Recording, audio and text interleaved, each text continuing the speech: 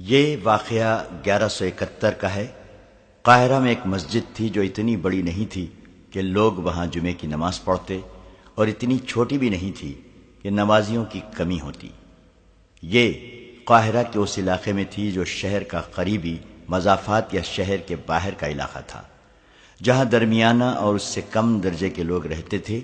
مذہب کا احترام انہی لوگوں کے دلوں میں رہ گیا تھا، مگر ان کی بدنصیبی یہ تھی کہ تعلیم سے بے بہرہ تھے، جذباتی استدلال اور دلکش الفاظ سے فوراً متاثر ہوتے اور انہیں قبول کر لیتے تھے۔ صلاح الدین ایوبی نے مصر میں آ کر جو نئی فوج تیار کی تھی، اس میں ان کنبوں کے افراد زیادہ بھرتی ہوئے تھے، جس کی دو وجوہات تھیں۔ ایک تو یہ کہ ذریعہ معاش تھا۔ سلطان ایوبی نے فوج کی تنخواہوں میں کشش پیدا کی تھی اور متعدد سہولتیں بھی دی تھیں۔ دوسری وجہ یہ کہ یہ لوگ جہاد کو فرض سمجھتے تھے، وہ اسلام کے نام پر جان اور مال قربان کرنے کو تیار رہتے تھے۔ اس دور میں اس جذبے کی شدید ضرورت تھی۔ سرکاری طور پر انہیں بتایا گیا تھا کہ صلیبی دنیا عالم اسلام کا نام و نشان مٹا دینے کے لیے اپنے تمام تر ذرائع اور ہر طرح کے ہتھ کنڈے استعمال کر رہی ہے۔ 6-7 مہینوں سے یہ گمنام سی مسجد مشہور ہو گئی تھی۔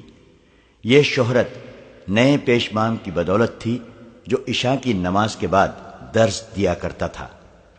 پہلا پیشمام صرف 3 روز ایسی بیماری سے بیمار رہ کر مر گیا تھا جسے کوئی حکیم اور سیانہ سمجھ ہی نہیں سکا۔ وہ پیٹ کے درد اور آنتوں کی سوزش کی شکایت کرتا تھا، اسی روگ سے وہ مر گیا۔ وہ عام سا ایک مولوی تھا جو صرف نماز باجماعت پڑھاتا تھا۔ اس کی وفات کے اگلے ہی روز سرخ و سفید چہرے اور بھوری داڑھی والا ایک مولوی آیا جس نے امامت کے فرائض اپنے ذمے لینے کی پیشکش کی۔ لوگوں نے اسے قبول کر لیا۔ وہ کہیں جھوپڑے میں رہتا تھا۔ اس کی 2 بیویاں تھیں۔ اس نے لوگوں کو بتایا کہ وہ علم کا شیدائی اور مذہب کے سمندر کا غوطہ خور ہے۔ وہ خاطر و مدارت کا اور لوگوں سے نذرانے وصول کرنے کا قائل نہیں تھا۔ اس کی ضرورت صرف یہ تھی کہ اسے کشادہ اور اچھا مکان مل جائے جہاں وہ 2 بیویوں کے ساتھ عزت سے اور پردے میں رہ سکے۔ لوگوں نے مسجد کے قریب ہی اسے ایک مکان خالی کرا دیا جس کے کئی ایک کمرے تھے۔ لوگوں نے دیکھا کہ وہ دونوں بیویوں کے ساتھ اس مکان میں آیا۔ بیویاں سیاہ برقعے میں مستور تھیں، ان کے ہاتھ بھی نظر نہیں آتے تھے، پاپوش تک چھپے ہوئے تھے۔ اسے لوگوں نے ضروری سامان وغیرہ دے کر آباد کر دیا۔ لوگ ایک تو اس کی ظاہری شخصیت سے متاثر ہوئے، لیکن جس جادو نے انہیں اس کا گرویدہ کیا وہ اس کی آواز کا جادو تھا۔ اس مسجد میں اس نے پہلی اذان دی تو جہاں جہاں تک اس کی آواز پہنچی سناٹا سا طاری ہو گیا۔ ایک مقدس ترنم زمین و آسمان پر وش طاری کر رہا تھا۔ یہ ایک طلسم تھا جو ان لوگوں کو بھی مسجد میں لے گیا جو گھروں میں نماز پڑھتے یا پڑھتے ہی نہیں تھے۔ اسی رات اس نے عشاء کی نماز کے بعد نمازیوں کو پہلا درس دیا اور انہیں کہا کہ وہ ہر رات درس دیا کرے گا۔ 6-7 مہینوں میں اس نے لوگوں کو اپنا گرویدہ بنا لیا۔ بعض لوگ تو اس کے مرید بن گئے۔ اس مسجد میں جمعے کی نماز نہیں پڑھی جاتی تھی۔ اس پیش امام نے جو دراصل عالم تھا وہاں جمعے کی نماز بھی شروع کر دی۔ 6-7 مہینوں بعد اس مسجد اور اس عالم پیش امام کی شہرت دور دور تک پہنچ گئی۔ شہر کے بھی کچھ لوگ اس کے درس میں جانے لگے۔ وہ اسلام کے جن بنیادی اصولوں پر زیادہ زور دیتا تھا وہ تھے عبادت اور محبت۔ وہ لڑائی جھگڑے اور جنگ و جدل کے خلاف سبق دیتا تھا۔ اس نے لوگوں کے ذہنوں میں یہ عقیدہ پختہ کر دیا تھا کہ انسان اپنی تقدیر خود نہیں بنا سکتا، جو کچھ ہے وہ خدا کے ہاتھ میں ہے۔ انسان کمزور سا ایک کیڑا ہے۔ اس عالم کا انداز بیاں بڑا ہی پر اثر ہوتا تھا۔ وہ قرآن ہاتھ میں لے کر ہر بات قرآن کی کسی نہ کسی آیت سے واضح کرتا تھا۔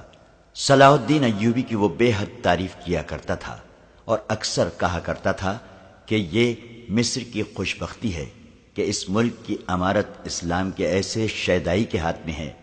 اس نے جہاد کا فلسفہ اور مفہوم بھی پیش کیا تھا جو لوگوں کے لیے نیا تھا، لیکن انہوں نے بلا حیل و حجت اسے تسلیم کر لیا۔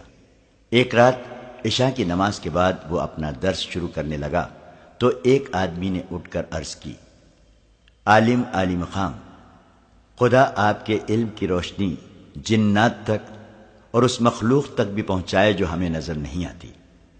میں اپنے 8 دوستوں کے ساتھ بہت دور سے آیا ہوں۔ ہم آپ کے علم کی شہرت سن کر آئے ہیں۔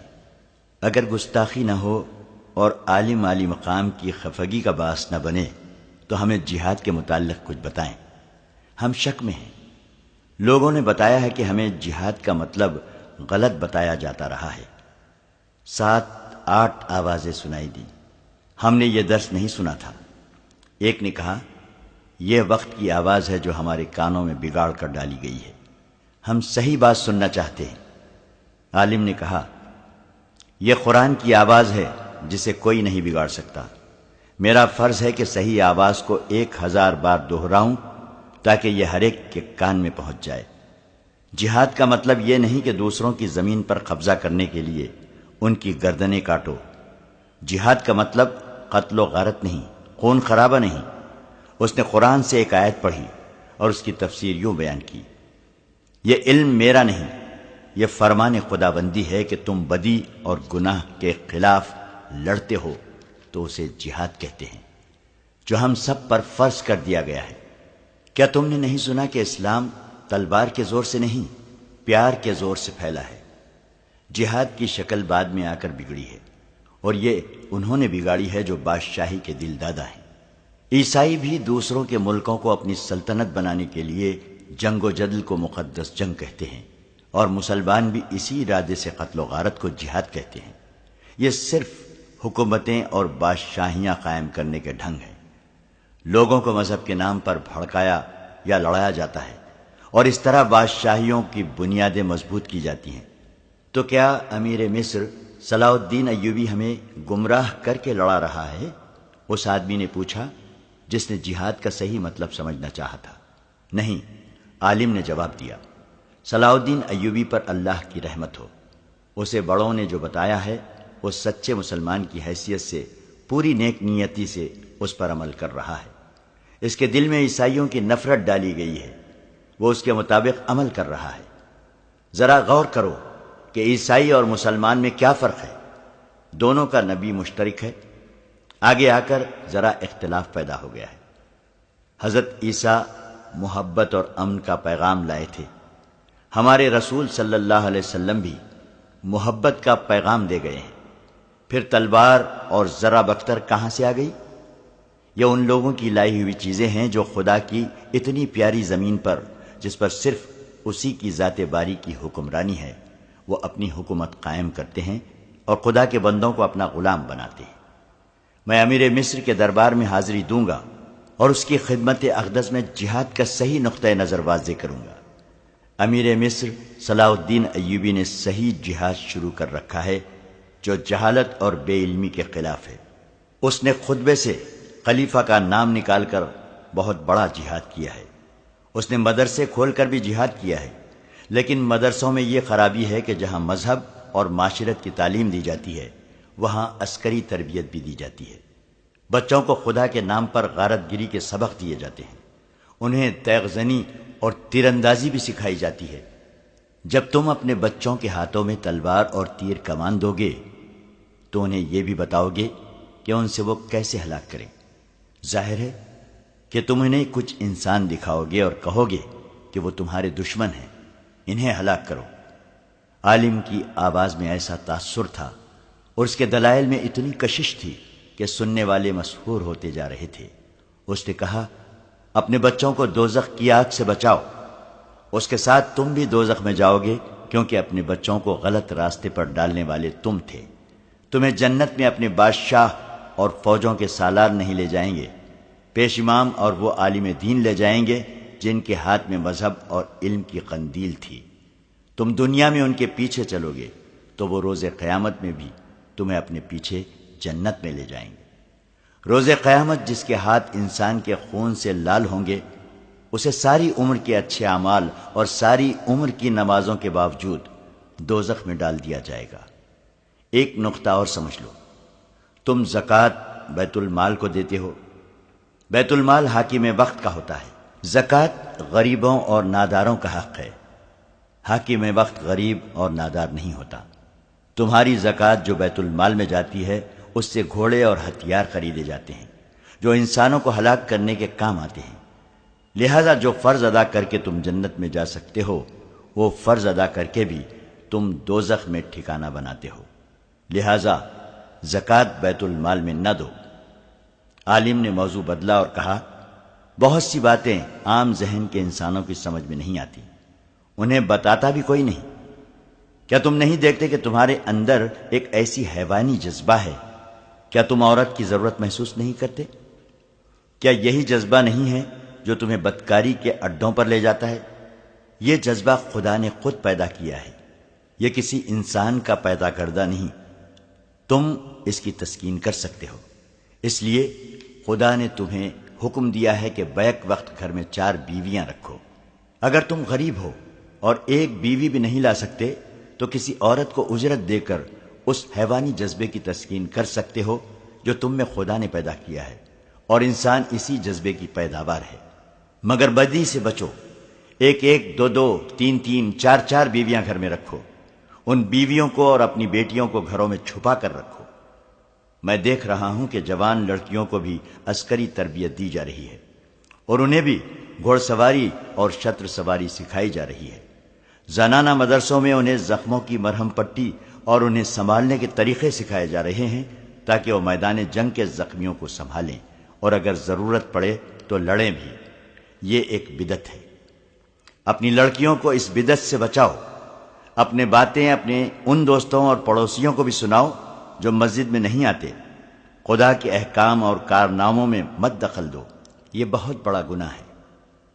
عالم نے درس ختم کیا تو سامعین جن کی تعداد اتنی ہو گئی تھی کہ بہت سے لوگ پیچھے کھڑے تھے، مسجد میں بیٹھنے کو جگہ نہ تھی، اٹھ کر عالم سے ہاتھ ملانے اور جانے لگے۔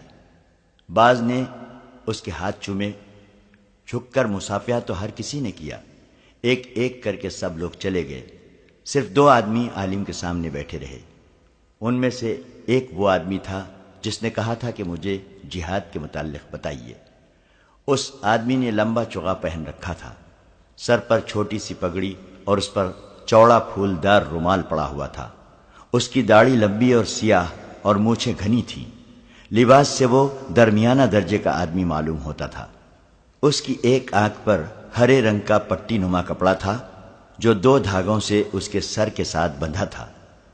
اس کپڑے نے اس کی ایک آنکھ ڈھانپ رکھی تھی۔ عالم کے پوچھنے پر اس نے بتایا تھا کہ اس کی یہ آنکھ خراب ہے۔ دوسرے آدمی کا لباس بھی معمولی سا تھا، اس کی بھی داڑھی لمبی اور گھنی تھی۔ مسجد میں عالم کے پاس یہی 2 آدمی رہ گئے تھے، ان کے ساتھ 6 اور آدمی تھے جو جہاد کا درس لینے آئے تھے۔ وہ مسجد کے دروازے کے باہر کھڑے تھے، شاید اپنے ساتھیوں کے انتظار میں تھے۔ کیوں، تمہارا شک ابھی رفع نہیں ہوا؟ عالم نے مسکرا کر ان دونوں سے پوچھا۔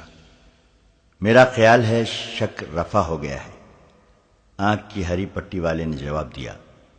ہم شاید آپ ہی کی تلاش میں ہیں، ہم نے آدھا مصر چھان مارا ہے، ہمیں مسجد کا محل وقوع اور نشانیاں غلط بتائی گئی تھیں۔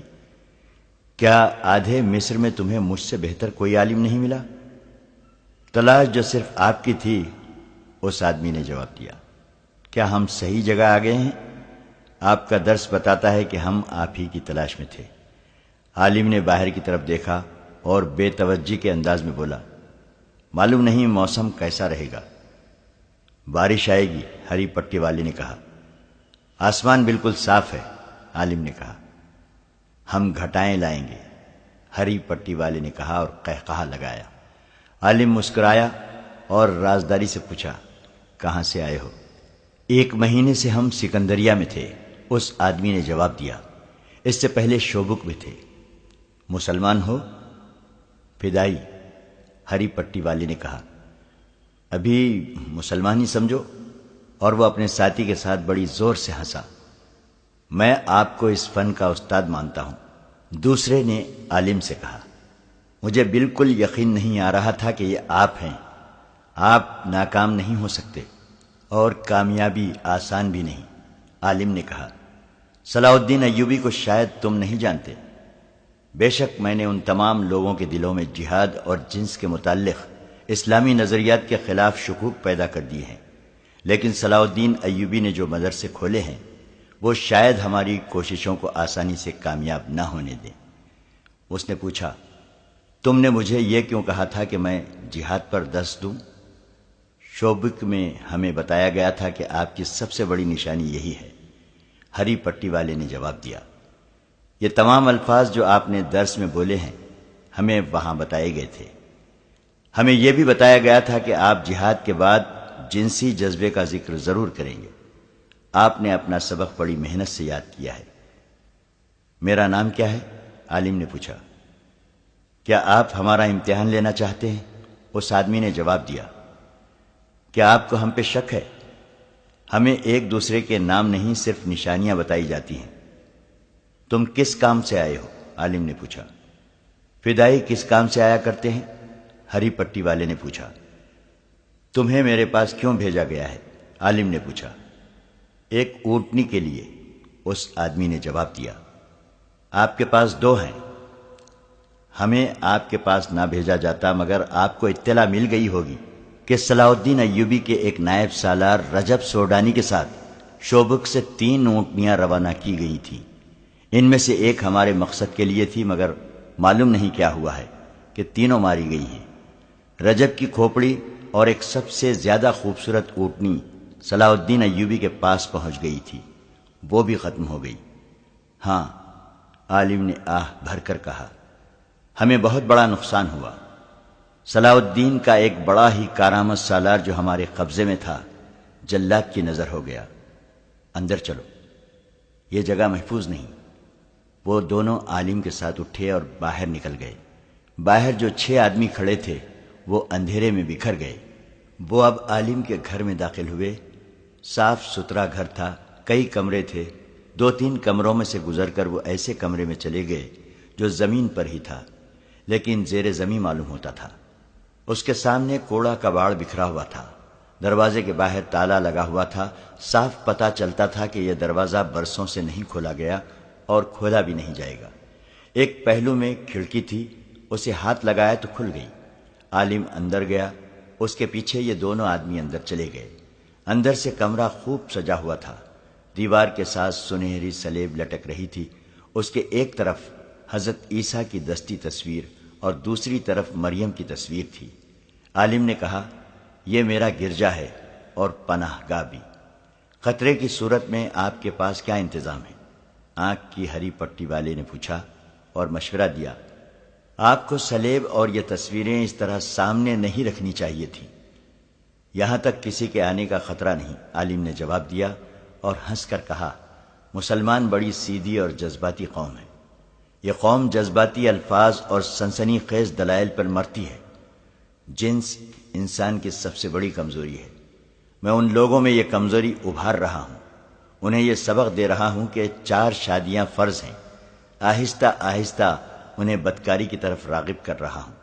مذہب کے نام پر تم مسلمان سے بدی بھی کرا سکتے ہو اور نیکی بھی۔ ہاتھ میں قرآن دیکھ کر بات کرو تو یہ لوگ احمقانہ باتوں کے بھی قائل ہو جاتے ہیں اور جھوٹ کو بھی سچ مان لیتے ہیں۔ میرا تجربہ کامیاب ہے۔ میں یہاں اپنے جیسا ایک گروہ پیدا کر لوں گا جو مسجد میں بیٹھ کر اور قرآن مجید ہاتھ میں لے کر ان لوگوں کے جذبہ جہاد کو اور کردار کو قتل کر دے گا۔ عورت کے متعلق میں ان لوگوں کے نظریات بدل رہا ہوں۔ صلاح الدین نے عورتوں کو بھی عسکری تربیت دینی شروع کر دی ہے۔ میں انہیں بتا رہا ہوں کہ عورت کو گھر میں قید رکھو۔ میں اس قوم کی نصف آبادی کو بیکار کر دوں گا۔ فوج کے خلاف نفرت پیدا کرنا ضروری ہے۔ ہری پٹی والے کے ساتھی نے کہا، صلاح الدین ایوبی نے یہی کمال کر دکھایا ہے کہ قوم اور فوج کو ایک کر دیا ہے۔ وہ اس وقت اعلان کر دے کہ یروشلم فتح کرنا ہے تو مصر کی ساری آبادی اس کے ساتھ چل پڑے گی، لیکن وہ ایسا کرے گا نہیں۔ عالم نے کہا، وہ دانشمند ہے، وہ جذباتی لوگوں کو پسند نہیں کرتا۔ وہ صرف ایک تربیت یافتہ سپاہی کو 100 غیر تربیت یافتہ جوشیلے آدمیوں پر ترجیح دیتا ہے۔ وہ کھوکھلے نعروں سے قوم کو بھڑکاتا نہیں، حقیقت کی بات کرتا ہے۔ یہ ہمارا کام ہے کہ اس کی قوم کو حقیقت اور تربیت سے دور رکھیں اور اسے جذباتی بنا دیں۔ اس قوم میں شعور کے بجائے جوش رہ جائے، وہ جوش جس میں حقیقت پسندی اور دانش مندی نہ ہو، دشمن کے پہلے تیر سے ہی ٹھنڈا پڑ جاتا ہے، خواہ تیر قریب سے گزر جائے۔ ہم ان میں صرف جوش رہنے دیں گے۔ تم نے سنا ہے کہ میں اپنے درس میں صلاح الدین ایوبی کی بہت تعریف کر رہا تھا۔ یہ باتیں تو ہم بعد میں کر لیں گے، اس آدمی نے کہا۔ دونوں اونٹنیاں دکھا دیں اور یہ بتائیں کہ ہمیں یہاں کس وقت اور کس طرح پناہ مل سکتی ہے، اور یہاں اپنا کوئی اور آدمی رہتا ہے یا نہیں؟ نہیں، عالم نے جواب دیا، یہاں اور کوئی نہیں رہتا۔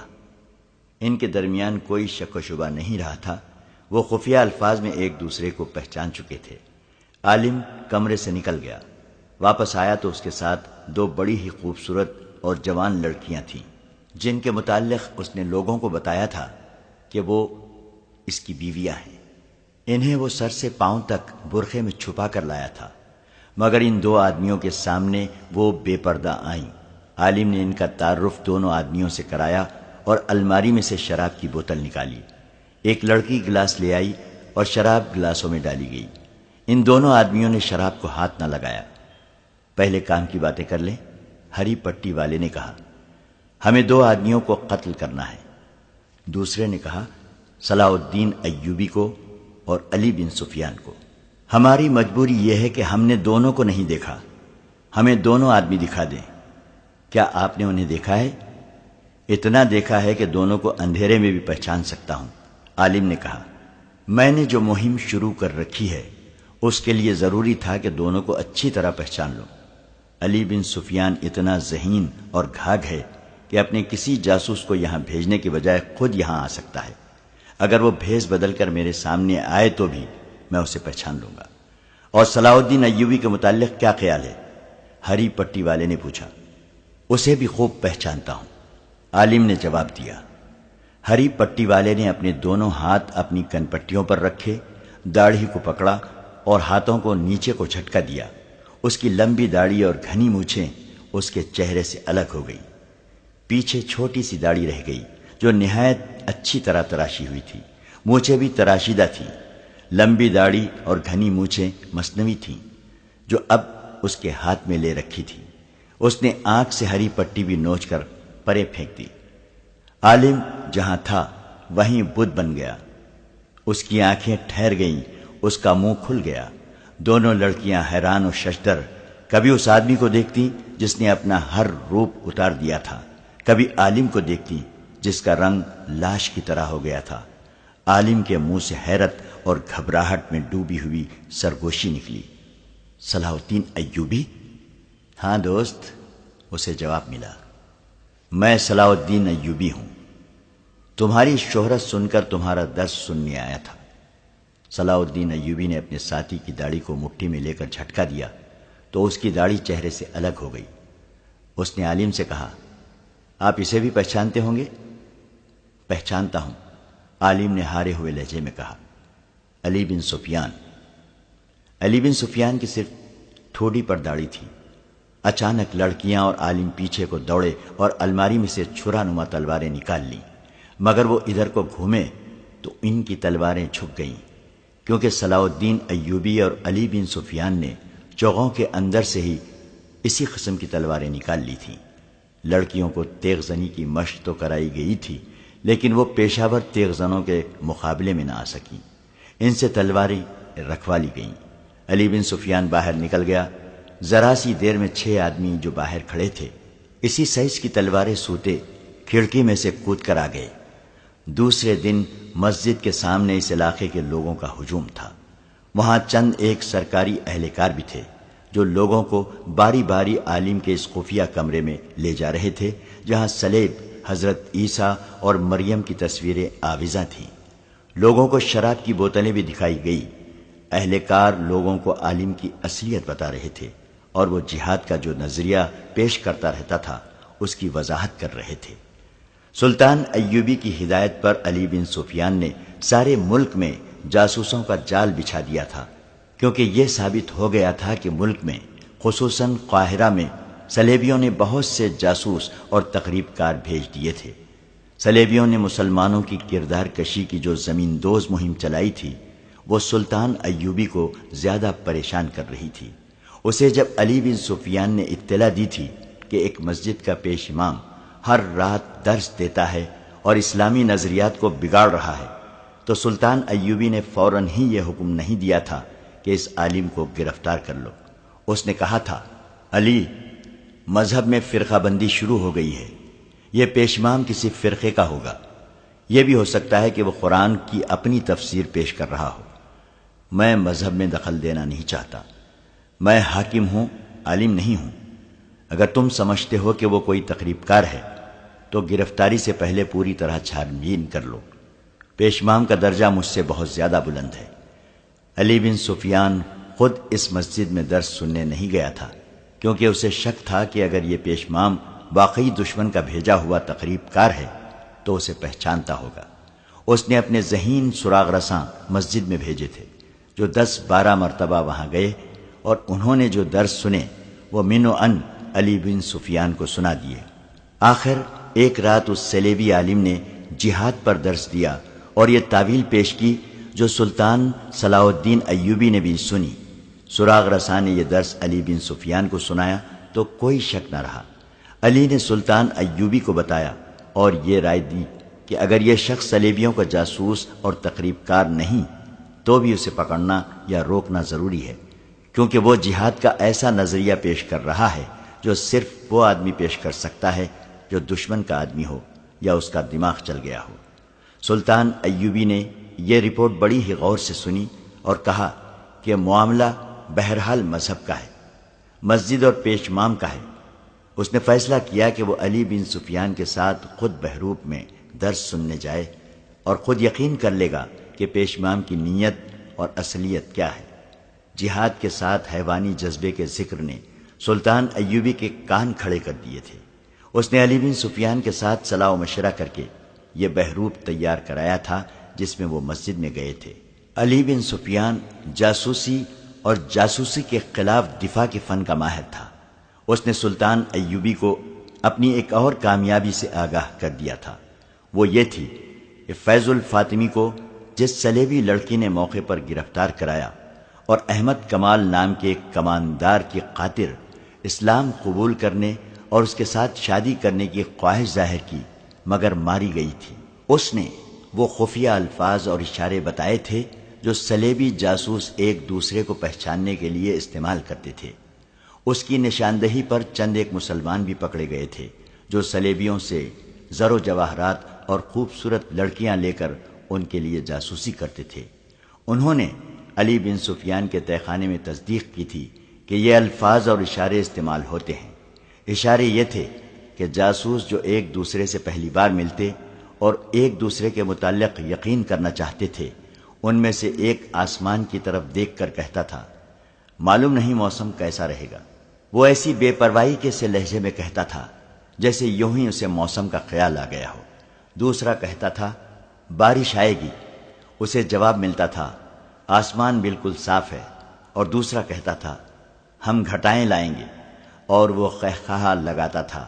قہقہے کی ضرورت یہ ہوتی تھی کہ یہ مکالمہ کوئی اور سن لے یا دوسرا آدمی جاسوس نہ ہو تو وہ یہ سمجھے کہ اس آدمی نے مذاق کیا ہے۔ علی بن سفیان کو بتایا گیا تھا کہ یہ خفیہ مکالمہ اس وقت بدلا جائے گا جب یہ ظاہر ہو جائے گا۔ دوسری بات جو علی نے معلوم کی تھی وہ یہ تھی کہ جاسوس ایک دوسرے کو اپنا نام نہیں بتاتے۔ ان کا ہیڈ کوارٹر فلسطین کا ایک قصبہ شوبک تھا جو ایک قلعہ تھا۔ یہ صلیبیوں کا جاسوسی کا مرکز تھا۔ ان انکشافات کے سہارے سلطان ایوبی اور علی بن سفیان بہروپ میں مسجد میں چلے گئے۔ انہوں نے جہاد کے درس کی خواہش ظاہر کی تو عالم نے خواہش پوری کر دی۔ پھر وہ اس کے پاس اکیلے رہ گئے اور ان خفیہ مکالموں نے عالم کو بے نقاب کر دیا۔ اس نے بعد میں بیان دیا تھا کہ وہ اتنا کچا جاسوس نہیں تھا کہ وہ اجنبی آدمیوں کے آگے اپنا آپ ظاہر کر دیتا۔ اسے ان خفیہ الفاظ نے پھنسایا کیونکہ یہ مکالمہ ہر ایک جاسوس کو بھی معلوم نہیں ہوتا۔ یہ جاسوسوں کے اعلیٰ درجے کا مکالمہ ہے، اس سے نیچے اس سے کوئی جاسوس واقف نہیں ہوتا۔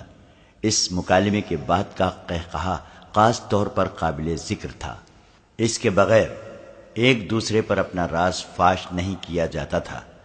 سلطان ایوبی نے قہقہا لگایا تھا، وہ اپنے ساتھ 6 بازوں کو بھی لے گیا تھا تاکہ بوقت ضرورت مدد دے۔ علی بن سفیان نے اس جاسوس کو اور دونوں لڑکیوں کو اپنے تہہ خانے میں بند کر دیا اور سب سے پہلے اس علاقے میں جا کر تفتیش کی کہ یہ شخص اس مسجد پر قابض کس طرح ہوا اور اس سے پہلے وہ جس جھونپڑے میں رہتا تھا وہ اسے کس نے دیا تھا۔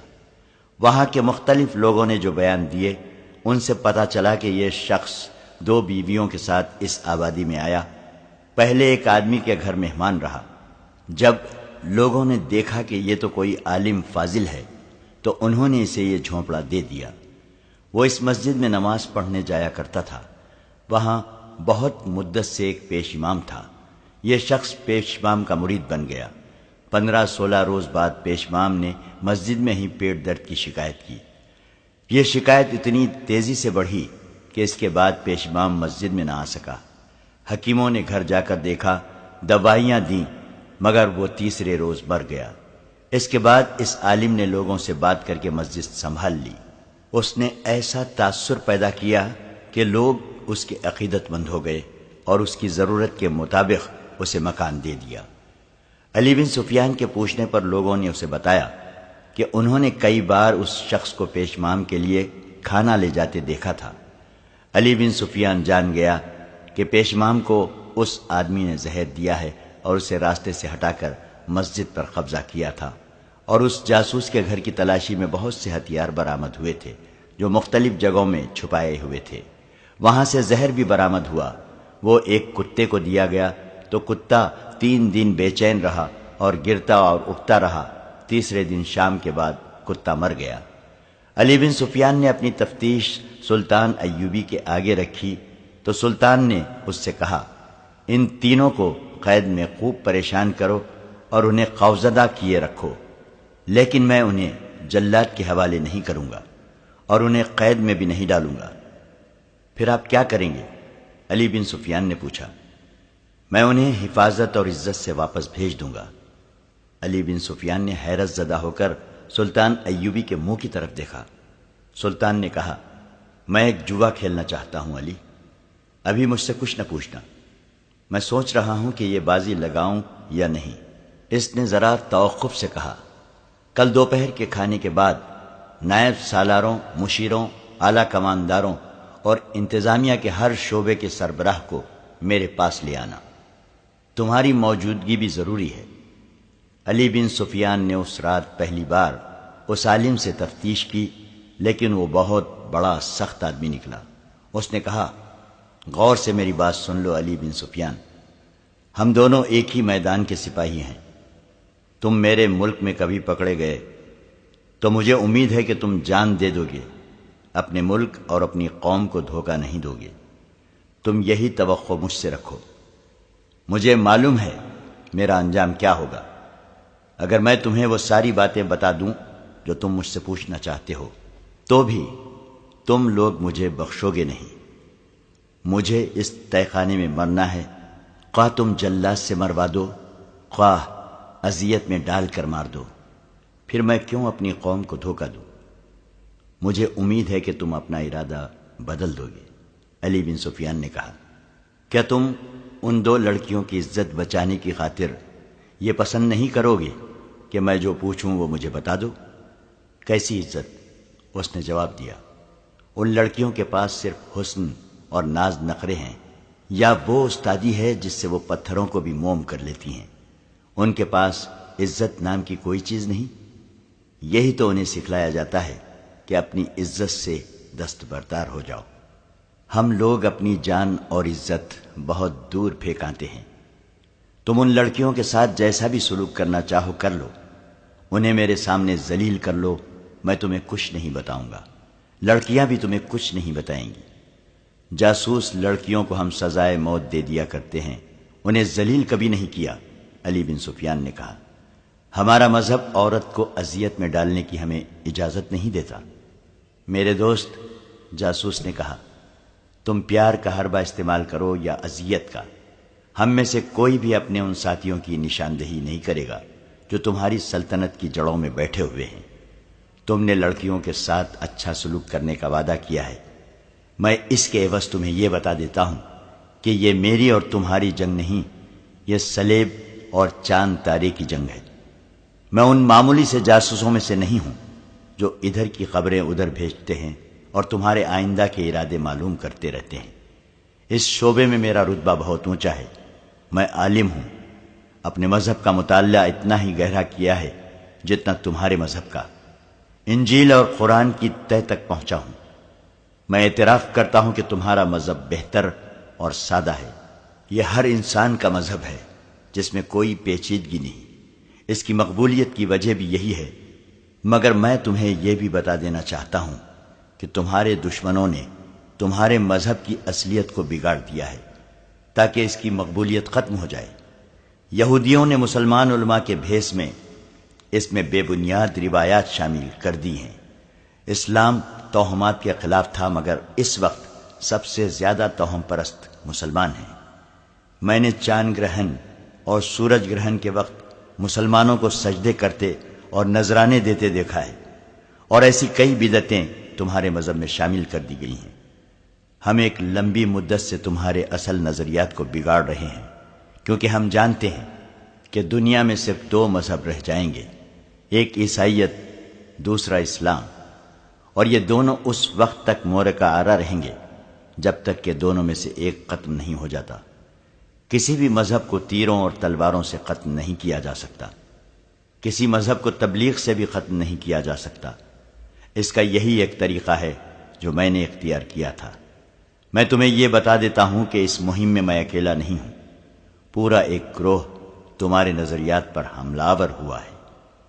علی بن سفیان اس کے سامنے ٹہل رہا تھا اور اس کی باتیں غور سے سن رہا تھا۔ اس نے عالم جاسوس کے پاؤں میں بیڑیاں اور ہاتھوں میں ہتھکڑیاں ڈال رکھی تھیں۔ اس کا ارادہ تو یہ تھا کہ اس جاسوس کو بھی ہر جاسوس کی طرح اذیتوں کے ساتھ اسی مرحلے میں سے گزارے گا جہاں کسی بھی لمحے جاسوس سارے راز اگل دیتے ہیں۔ لیکن اس نے قید خانے کے ایک محافظ کو بلا کر اس آدمی کی بیڑیاں اور ہتھکڑیاں کھلوا دیں اور اس کے لیے پانی اور کھانا منگوایا۔ اس نے کہا، میرے اس سلوک کو اگلوانے کا حربہ نہ سمجھنا، ہم عالموں کی قدر کیا کرتے ہیں، خواہ وہ کسی بھی مذہب کے ہوں۔ میں تم سے کچھ نہیں پوچھوں گا، جو کچھ بتانا پسند کرتے ہو بتا دو، اور میں تمہاری قدر کرتا ہوں علی۔ عالم جاسوس نے کہا، میں نے تمہاری بہت تعریف سنی ہے، تم میں فن کا کمال بھی ہے اور جذبے کی حرارت بھی۔ تمہارے لیے سب سے بڑا اعزاز اور کیا ہو سکتا ہے کہ صلیبی بادشاہ تمہیں قتل کرانا چاہتے ہیں۔ اس کا مطلب یہ ہے کہ تم صلاح الدین ایوبی اور نور الدین زنگی کے ہم پلہ ہو۔ میں تمہیں بتا رہا تھا کہ میں نے علم سے یہ حاصل کیا ہے کہ کسی قوم کے تہذیب و تمدن اور مذہب کو بگاڑ دو تو فوجوں کے حملے اور جنگ و جدل کی ضرورت باقی نہیں رہتی۔ کسی قوم کو مارنا ہو تو اس میں جنسی آگ بھڑکا دو۔ یقین نہ آئے تو اپنے مسلمان حکمرانوں کی حالت دیکھ لو۔ تمہارے رسول صلی اللہ علیہ وسلم نے کہا تھا کہ نفس کو مارو کہ یہی تباہی کی جڑ ہے۔ تمہاری قوم نے اس پر کب تک عمل کیا؟ رسول اللہ صلی اللہ علیہ وسلم کی زندگی تک یہودیوں نے اپنی حسین لڑکیوں سے تمہاری قوم کو بھڑکایا۔ آج تمہاری قوم نفس کی غلام ہو گئی ہے۔ تم میں جس کے پاس دولت آ جاتی ہے وہ سب سے پہلے حرم کو عورتوں سے بھرتا ہے۔ ہر مسلمان قاب و غریب ہی ہو 4 بیویاں ضرور رکھنا چاہتا ہے۔ یہودیوں نے مولویوں کے روپ میں تمہاری نظریات میں جنسیت ڈال دی ہے۔ اگر اپنے رسول صلی اللہ علیہ وسلم کی ہدایت پر مسلمان عمل پیرا رہتے تو میں یہ یقین سے کہہ سکتا ہوں کہ آج دنیا کا 3/4 حصہ مسلمان ہوتا، مگر اب یہ حال ہے کہ 3/4 مسلمان برائے نام مسلمان ہیں، اور تمہاری سلطنت سکڑتی سمٹتی چلی جا رہی ہے۔ تم نہیں سمجھتے کہ یہ اس حملے کا نتیجہ ہے جو مجھ جیسے عالموں نے تمہارے مذہب اور تہذیب و تمدن پر کیا ہے؟ میرے دوست، یہ حملے جاری رہیں گے۔ میں پیشن گوئی کر سکتا ہوں کہ ایک روز اسلام اس دنیا میں نہیں ہوگا۔ اگر ہوگا تو وہ ایک فرسودہ نظریے کی شکل میں موجود رہے گا، اور اس کے پیروکار جنسی لذت میں مست ہوں گے۔ ہر کوئی صلاح الدین اور نور الدین نہیں بن سکتا؟ انہیں کل پرسوں مر جانا ہے، ان کے بعد جو آئیں گے انہیں ہم نفس پرستی میں مبتلا کر دیں گے۔ مجھے قتل کر دو، میری مہم کو قتل نہیں کر سکو گے۔ انسانوں کے مر جانے سے مقاصد نہیں مر جایا کرتے، میری جگہ کوئی اور آئے گا، ہم اسلام کو ختم کر کے یا اپنا غلام بنا کر دم لیں گے۔ اب چاہو تو مجھے جلاد کے حوالے کر سکتے ہو، میں اور کچھ نہیں بتاؤں گا۔ علی بن سفیان نے اس سے اور پوچھا بھی کچھ نہیں۔ وہ غالباً سوچ رہا تھا کہ اس کا کام کس قدر دشوار اور کتنا نازک ہے۔ اس صلیبی تقریب کار نے جو کچھ کہا سچ تھا۔ وہ دیکھ رہا تھا کہ قوم میں اخلاقی تباہی کے جراثیم پیدا ہو چکے ہیں۔ عرب کے امراء وزراء تو پوری طرح تباہ ہو چکے تھے۔ صلاح الدین ایوبی میدان جنگ میں صلیبیوں کو شکست دے کر سلطنت اسلامیہ کو وسیع تر کرنے کے خواب دیکھ رہا تھا، مگر صلیبیوں نے ایسے پہلو سے حملہ کیا تھا جسے روکنا سلطان ایوبی کے بس سے باہر نظر آتا تھا۔ علی بن سفیان عالم جاسوس کی کوٹری بند کرا کے ان کوٹریوں کے سامنے جا کھڑا ہوا جن میں 2 لڑکیاں قید تھیں۔ وہ ایک کوٹری کھلوا کر اندر چلا گیا۔ لڑکی فرش پر بیٹھی تھی، اسے دیکھ کر اٹھ کھڑی ہوئی۔ علی اسے خاموشی سے دیکھتا رہا اور کچھ کہے بغیر باہر نکل آیا۔ اگلے روز دوپہر کے کھانے کے بعد فوج اور انتظامیہ کے تمام حاکم اور عہدیدار اس کمرے میں جمع تھے جہاں صلاح الدین ایوبی انہیں احکامات اور ہدایات دیا کرتا تھا۔ ان سب کو پتہ چل چکا تھا کہ جاسوس 2 لڑکیوں کے ہمراہ پکڑا گیا ہے۔ وہ آپس میں چیمہ گوئیاں کر رہے تھے کہ سلطان ایوبی آ گیا۔ اس نے سب کو گہری نظر سے یوں دیکھا جیسے ان میں سے کسی کو تلاش کر رہا ہو۔ میرے عزیز ساتھیو، اس نے کہا، آپ نے سن لیا ہوگا کہ ہم نے ایک مسجد سے ایک صلیبی کو پکڑا ہے جو وہاں باقاعدہ امام بنا ہوا تھا۔ اس نے تفصیل سے بتایا کہ اسے کس طرح پکڑا گیا ہے، پھر انہیں وہ باتیں سنائیں جو جاسوس نے علی بن سفیان کے ساتھ قید خانے میں کی تھیں۔ علی بن سفیان یہ باتیں سلطان ایوبی کو سنا چکا تھا۔ صلاح الدین ایوبی نے کہا، میں نے آپ کو یہ واز سنانے کے لیے نہیں بلایا کہ جاسوسوں اور تقریب کاروں سے بچو۔ میں آپ کو یہ بھی نہیں کہوں گا کہ اسلام کے دشمنوں کے ساتھ دوستی کرنے والا جہنم میں جائے گا۔ میں صرف یہ کہوں گا کہ کفار کے ساتھ دوستی کرنے والے کے لیے میں یہ دنیا جہنم بنا دوں گا۔ میں اب کسی غدار کو سزائے موت نہیں دوں گا۔ موت نجات کا ذریعہ ہے۔ میں نے اب غدار کے لیے یہ سزا مقرر کی ہے کہ اس کے گلے میں رسی ڈال کر ایک تختی آگے اور ایک پیچھے لٹکا کر اسے ہر روز بازاروں میں گھما پھرا کر چوک میں کھڑا کر دیا جائے گا۔ تختیوں پر لکھا ہوگا، میں غدار ہوں۔ اسے ہر روز صبح سے شام کھڑا رکھا جائے گا تاکہ وہ بھوکا پیاسا مر جائے گا اور اس کی لاش شہر سے باہر پھینک دی جائے گی۔ اس کے لواحقین کو اجازت نہیں دی جائے گی کہ اس کا جنازہ پڑھیں یا اسے دفن کریں۔ لیکن میرے عزیز دوستو، اس سے دشمن کا کچھ نہیں بگڑے گا۔ وہ ایک اور غدار پیدا کر لے گا۔ جب تک اس کے پاس عورت کی بے حیائی اور زر و جواہرات کی فراوانی اور ہمارے پاس ایمان کی کمی ہے، وہ غدار پیدا کرتا رہے گا۔ کیا یہ آپ کی غیرت کے لیے چیلنج نہیں کہ آپ کا دشمن آپ کی مسجد میں بیٹھ کر، آپ کا قرآن ہاتھ میں لے کر، آپ کے رسول صلی اللہ علیہ وسلم کے فرمان کو مسخ کرے؟ اس پہلو پر بھی غور کریں کہ صلیبی جو لڑکیاں یہاں جاسوسی کے لیے اور ہماری قوم کی کردار کشی کے لیے بھیج رہے ہیں، ان میں بہت سی لڑکیاں مسلمانوں کی بچیاں ہیں جنہیں ان کفار نے قافلوں سے اغوا کیا اور انہیں بدکاری کی شرمناک تربیت دے کر جاسوسی کے لیے تیار کیا ہے۔ فلسطین کفار کے قبضے میں ہے۔ وہاں مسلمانوں پر جو ظلم و تشدد ہو رہا ہے وہ مختصراً یہ ہے کہ صلیبی ان کے گھروں کو لوٹتے رہتے ہیں۔ وہ فریاد کرتے ہیں تو قید خانوں میں ڈال دیا جاتا ہے۔ ان کی کمسن بچیوں کو غائب کر دیا جاتا ہے۔ ان میں جو غیر معمولی طور پر خوبصورت ہوتی ہیں، ان کے ذہنوں سے مذہب اور قومیت نکال دی جاتی ہے اور انہیں بے حیائی کی تربیت دے کر، مردوں کو انگلیوں پر نچانا سکھا کر، انہیں مسلمانوں کے علاقوں میں جاسوسی اور تخریب کاری کے لیے بھیج دیا جاتا ہے۔ اس گروہ میں ان کی اپنی لڑکیاں بھی ہوتی ہیں، ان میں تو شرم و حجاب اور عصمت کی کوئی قدر ہی نہیں۔ وہ مسلمان بچیوں کو بھی بدی کے لیے استعمال کرتے ہیں۔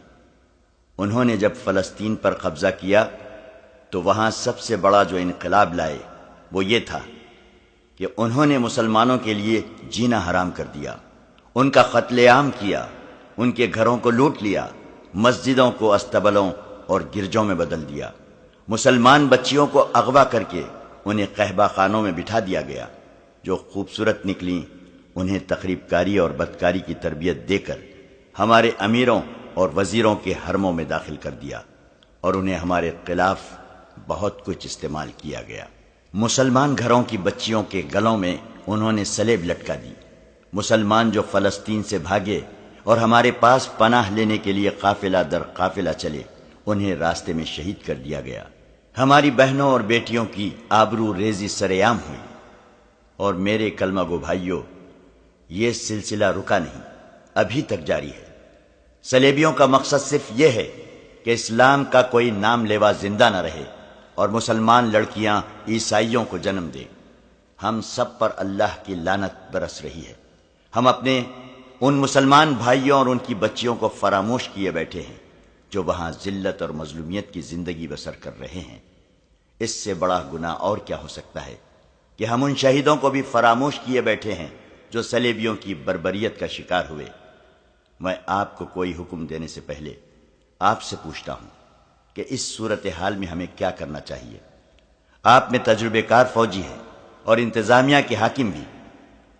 پرانی عمر کا ایک کماندار اٹھا، اس نے کہا، امیر مصر، ہمیں آپ کے حکم کی ضرورت ہی کیا ہے؟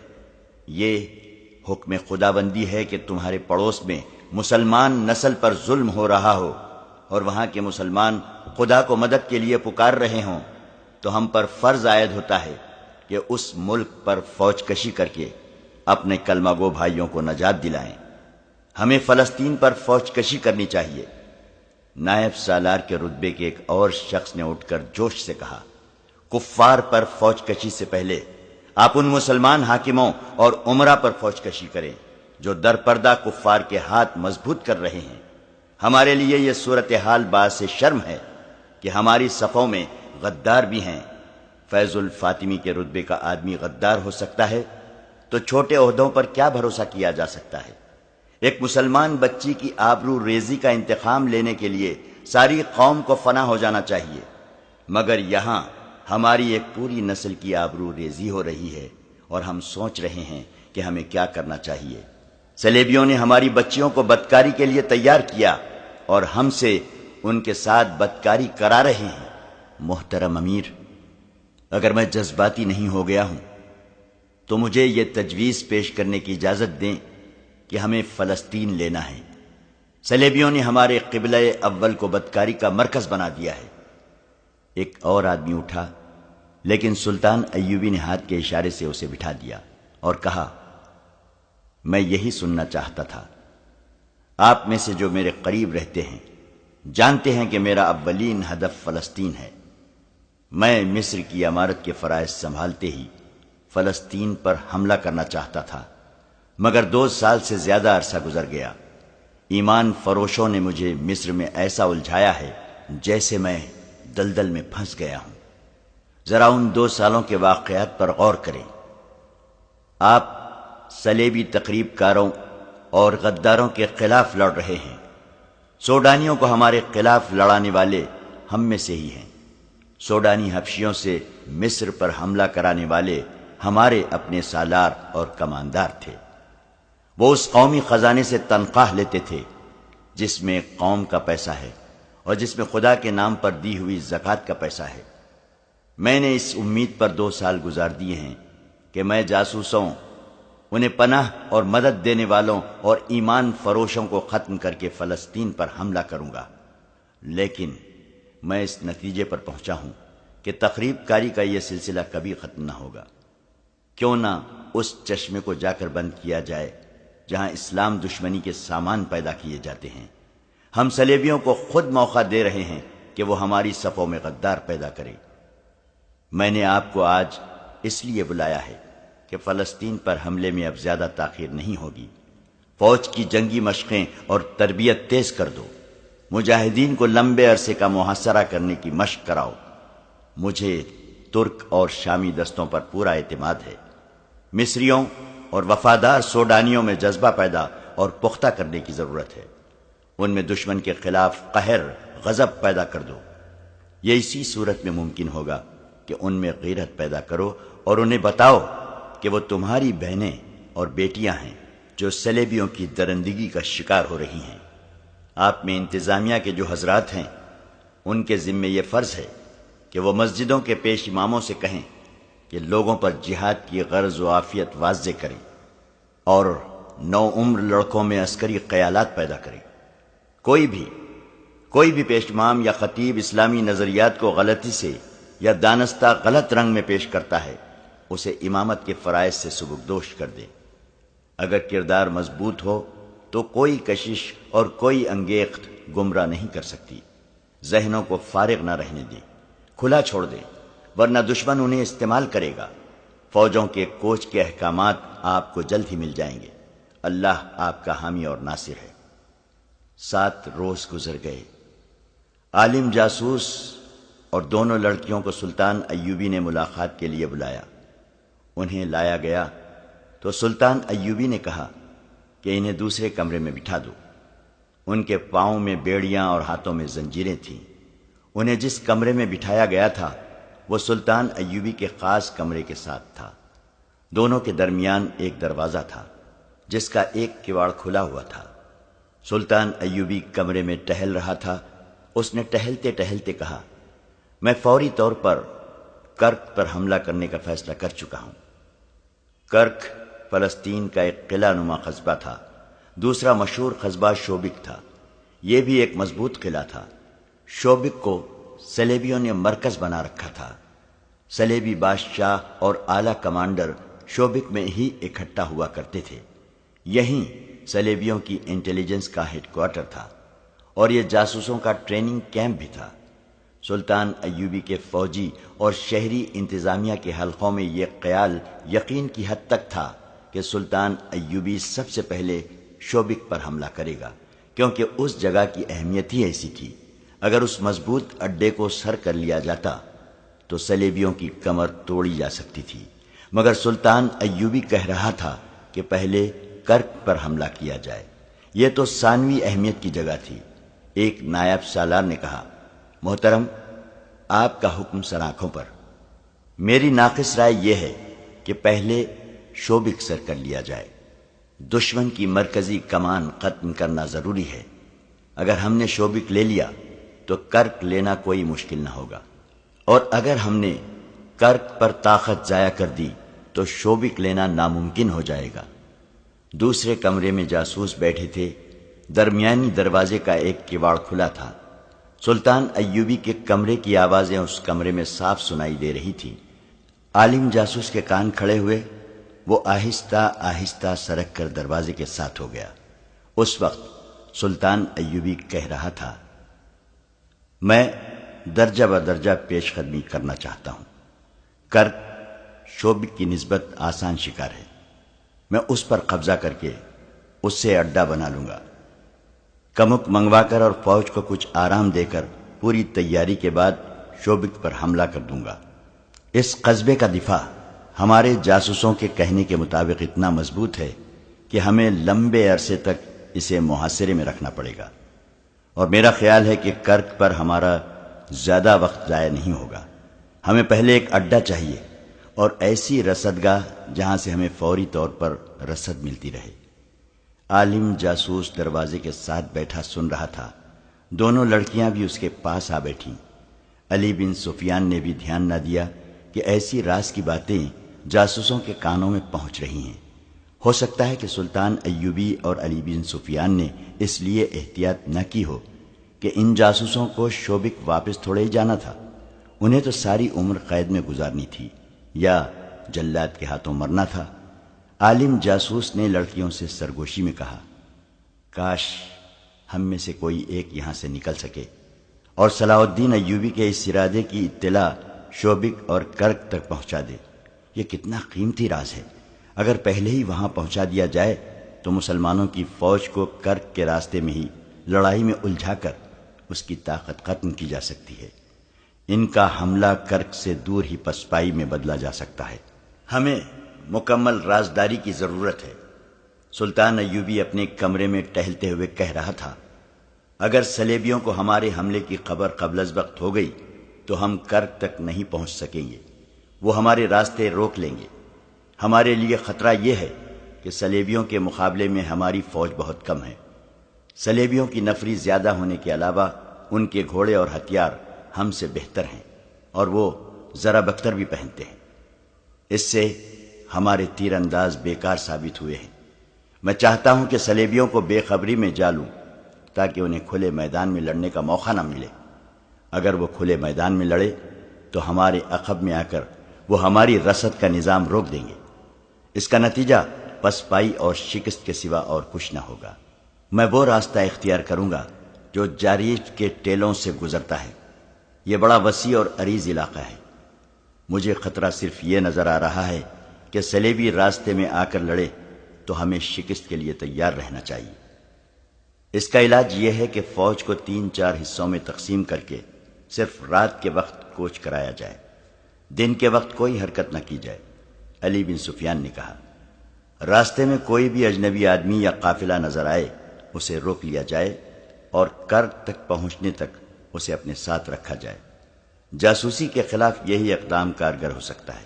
اس وقت جب عالم جاسوس اور 2 لڑکیاں سلطان ایوبی کی زبان سے اس قدر نازک اور اہم منصوبہ سن رہی تھیں، شوبک کے قلعے میں صلیبیوں کی اہم شخصیتوں اور کمانڈروں کی کانفرنس بیٹھی ہوئی تھی۔ وہ لوگ پریشان سے تھے۔ ان میں حاتم الاکبر نام کا ایک مصری مسلمان بھی بیٹھا تھا۔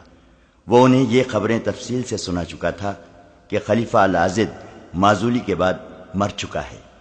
مصر اب بغداد کے خلیفہ کے تحت آ گیا ہے اور صلیبیوں کا وفادار مسلمان نائب سالار رجب پر اسرار طریقے سے مارا جا چکا ہے۔ وہ جن 3 لڑکیوں کو شوبک سے لے گیا تھا وہ ماری جا چکی ہیں، اور صلیبیوں کا ایک اور وفادار مسلمان فوجی حاکم فیض الفاطمی بھی جلاد کے ہاتھوں مروا دیا گیا ہے۔ اب حاتم الاکبر نے انہیں یہ خبر بد سنائی کہ جس عالم جاسوس کو 2 لڑکیوں کے ساتھ قاہرہ بھیجا گیا تھا وہ عین اس وقت لڑکیوں سمیت گرفتار ہو گیا ہے جب اس کا مشن کامیاب ہو رہا تھا۔ یہ ثبوت ہے کہ صلاح الدین ایوبی کا سراغ رسانی کا نظام بہت ہوشیار ہے۔ کوناڈ نے کہا۔ کوناڈ صلیبیوں کا مشہور حکمران اور فوجی کمانڈر تھا۔ اس نے کہا، ان لڑکیوں کو وہاں سے آزاد کرانا ممکن نہیں۔ نہایت اچھی لڑکیاں ضائع ہوتی جا رہی ہیں۔ صلیب کی خاطر ہمیں یہ قربانی دینی پڑے گی۔ صلیبیوں کے ایک اور بادشاہ اور فوجی کمانڈر گے اف لوزنیانان نے کہا، ہمیں بھی مرنا ہے۔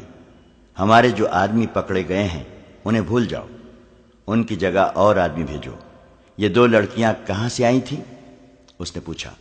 اور وہ 3 لڑکیوں کون تھی جو رجب کے ساتھ ماری گئی تھی؟ ان میں 2 عیسائی تھیں۔ ان کے انٹیلیجنس کے سربراہ نے جواب دیا۔ دونوں اطالوی تھیں اور 3 مسلمان تھیں۔ انہیں بچپن میں اڑا لیا گیا تھا۔ بہت خوبصورت تھیں۔ جوانی تک انہیں یاد نہیں رہا تھا کہ وہ مسلمان تھیں۔ ہم نے انہیں بچپن میں ہی اس فن کی تربیت دینی شروع کر دی تھی۔ یہ شک نہیں کیا جا سکتا تھا کہ انہیں چونکہ معلوم تھا کہ وہ مسلمان ہیں، اس لیے انہوں نے ہمیں دھوکہ دیا۔ مسلمان تھی تو کیا؟ کوناڈ نے کہا، اور حاتم الاکبر کی طرف اشارہ کر کے کہا، ہمارا پیارا دوست حاتم بھی تو مسلمان ہے، کیا اسے اپنے مذہب کا پاس نہیں؟ اس نے شراب کا گلاس حاتم کے ہاتھ میں دے کر کہا، حاتم جانتا ہے کہ صلاح الدین ایوبی مصر کو غلامی کی زنجیروں میں جکڑنا چاہتا ہے اور وہ اسلام کے نام پر کھیل رہا ہے۔ ہم مصر کو آزاد کرانا چاہتے ہیں۔ اس کا طریقہ یہی ہے کہ سلطان صلاح الدین ایوبی کو مصر میں چین سے بیٹھنے نہ دیا جائے۔ حاتم الاکبر صلیبیوں کی شراب میں بدمست اس کی تائید میں سر ہلا رہا تھا۔ اس نے کہا، میں اب وہاں ایسا انتظام کروں گا کہ آپ کا کوئی آدمی وہاں پکڑا نہیں جائے گا۔ اگر ہم مصر میں یہ زمین دوز گڑبڑ جاری نہ رکھتے تو صلاح الدین ہم پر کبھی کا حملہ کر چکا ہوتا۔ ایک صلیبی کمانڈر نے کہا، یہ ہماری کامیابی ہے کہ ہم اس کی طاقت اس کے اپنے آدمیوں پر ضائع کر رہے ہیں؟ کیا اس کے اور علی بن سفیان کے خاتمے کا ابھی کوئی انتظام نہیں ہوا؟ کوناڑ نے پوچھا۔ کئی بار ہو چکا ہے، انٹیلیجنس کے سربراہ نے کہا، لیکن کامیابی نہیں ہوئی۔ ناکامی کی وجہ یہ ہے کہ دونوں پتھر قسم کے انسان ہیں، نہ شراب پیتے ہیں نہ عورت کو پسند کرتے ہیں، اس لیے نہ انہیں شراب میں کچھ دیا جا سکتا ہے نہ عورت کے ہاتھوں مروایا جا سکتا ہے۔ اب کامیابی کی توقع ہے۔ ایوبی کے باڈی گارڈز میں 4 آدمی فدائی ہیں، انہیں میں نے بڑی چابک دستی سے وہاں تک پہنچایا ہے۔ جب بھی موقع ملا وہ دونوں کو یا ایک کو ختم کر دیں گے۔ کیا ہمارے ہاں ایوبی کے بھیجے ہوئے جاسوس ہیں؟ گے آف لوزینان نے پوچھا۔ یقیناً ہیں، انٹیلیجنس کے سربراہ نے جواب دیا۔ جب سے ہم نے مصر میں اور ادھر شام میں جاسوسی اور تباہ کاری کا سلسلہ شروع کیا ہے، صلاح الدین نے بھی اپنے جاسوس ہمارے ہاں بھیج دیے ہیں۔ ان میں سے 2 پکڑے گئے ہیں، وہ اذیتوں سے مر گئے مگر اپنے کسی تیسرے ساتھی کی نشاندہی نہیں کی۔ ان کی کامیابی کس حد تک ہے؟ بہت حد تک، دوسرے نے جواب دیا۔ کرک میں ہماری رسدگاہ کو جو آگ لگی تھی، جس میں آدھی رسد جل گئی اور 11 گھوڑے زندہ جل گئے تھے، وہ ایوبی کے تباہ کار جاسوسوں کا کام تھا۔ میں آپ کو یہ بھی بتا سکتا ہوں کہ ہماری جنگی کیفیت اور اہلیت کی پوری معلومات صلاح الدین ایوبی کو ملتی رہتی ہیں۔ اس کے جاسوسوں کو خراج تحسین پیش کرتا ہوں کہ جان پر کھیل جاتے ہیں اور کام پوری دیانتداری سے کرتے ہیں۔ ان میں بہت دیر اس مسئلے پر بحث ہوتی رہی کہ مصر اور شام میں تقریب کار کارروائیوں کو کس طرح تیز اور مزید تباہ کن کیا جا سکتا ہے۔ حاتم الاکبر انہیں سلطان ایوبی کی حکومت کی کمزور رگیں اور مضبوط پہلو دکھا رہا تھا۔ آخر فیصلہ ہوا کہ حاتم الاکبر کو کچھ آدمی اور 2-3 لڑکیاں دی جائیں۔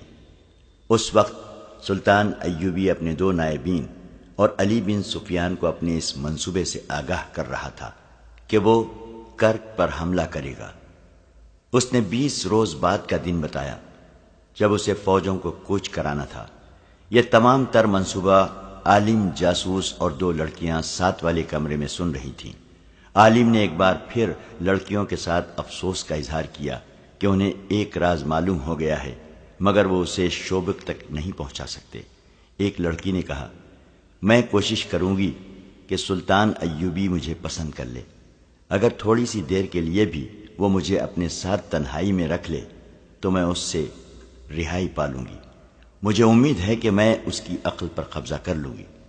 معلوم نہیں اس نے ہمیں کیوں بلایا ہے، عالم جاسوس نے کہا، لیکن تم دونوں یاد رکھو، اگر وہ تمہیں اکیلے اکیلے بلائے تو دونوں یہ کوشش کرنا کہ اسے حیوان بنا سکو۔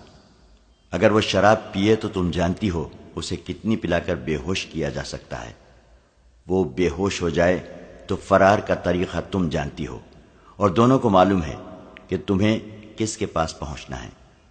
اس کا گھر مسجد کے بالمقابل ہے۔ میں جانتی ہوں، ایک لڑکی نے کہا، مہدی بادان۔ ہاں، عالم نے کہا، اگر تم مہدی تک پہنچ گئیں تو وہ تمہیں شوبک تک پہنچا دے گا۔ میرے فرار کا تو سوال ہی پیدا نہیں ہوتا۔ تم نے ایوبی کا منصوبہ سن لیا ہے۔ کوچ کی تاریخ یاد رکھو، راستہ یاد کر لو۔ کوچ رات کے وقت ہوا کرے گا، دن کے وقت اس کی فوج کوئی حرکت نہیں کرے گی۔ حملہ کرک پر ہوگا۔ مجھے امید ہے کہ یہ اطلاع قبل از وقت پہنچ گئی تو ہماری فوج ایوبی کو راستے میں روک لے گی۔